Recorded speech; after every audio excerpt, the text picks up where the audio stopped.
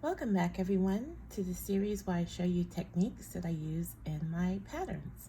So today we're going to talk about working in the round and specifically using the invisible slip stitch to create a seam that is virtually invisible, pretty much straight, because if you know when you join, a lot of times it'll go off to an angle. So this creates a seam that's pretty much in a straight line, and you can see it on this hat. So here's a hat that I have and I'm turning it around, and as you can see, it's pretty hard to see where the seam is.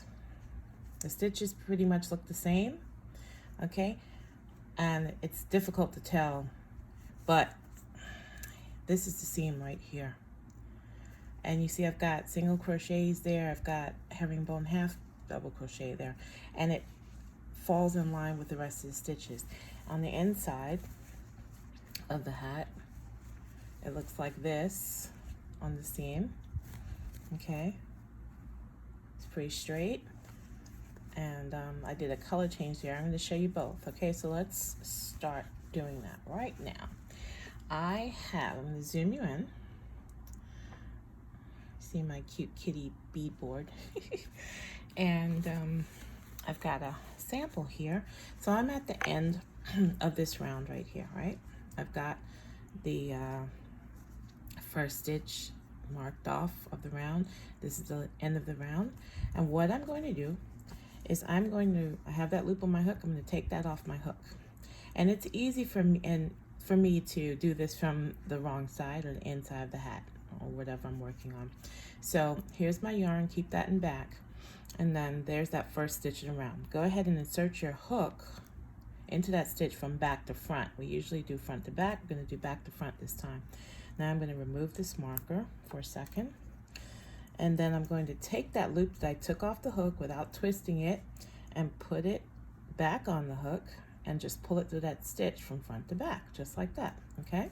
Turn that back around to the right side.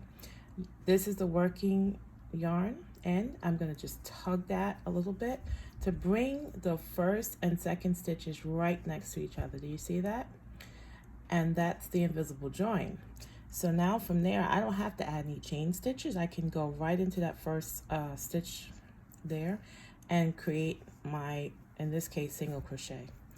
Because usually you use the chains to build height, I don't have to do that now because that invisible join has evened everything out. And now my stitch is the right height for the row, and I can just continue going from there.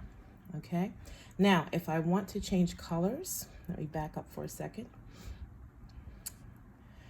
I did that invisible join right there, right?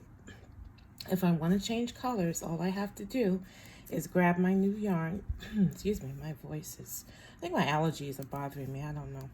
But here's the new yarn. Here's the loop from the join that I just did.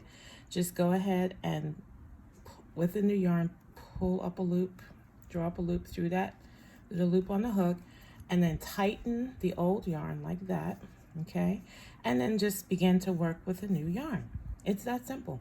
So instead of making the single crochet with the old color, I can now go into that first stitch and make, and there's no need to, no need to wrap the yarns around each other, the strands around each other. I can just go in and make that first single crochet just like that, okay? And I've changed colors, and I can continue working.